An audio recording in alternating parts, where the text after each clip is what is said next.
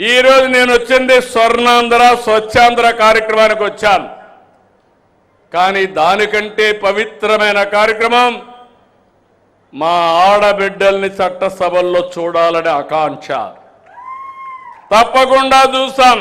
నేను ఇప్పుడు చెప్పడం కాదు, మా ఆడబిడ్డలు వంటింటికే పరిమితం కాకూడదు. దానికి పూర్తిగా అండగా ఉన్నాం. మళ్ళీ చెప్తున్నా, మీరు కూడా అడగండి. ఇక్కడ వైఎస్ఆర్ కాంగ్రెస్ పార్టీ లేదు, కానీ దాంట్లో నుంచి బయట వచ్చిన ఒక తోక పార్టీ ఒకటి ఉంటుంది. కాబట్టి మీరు గుర్తుపెట్టుకోవాల్సింది, ఈరోజు దేశం మొత్తం ఒక సందేశం వెళ్ళాలి.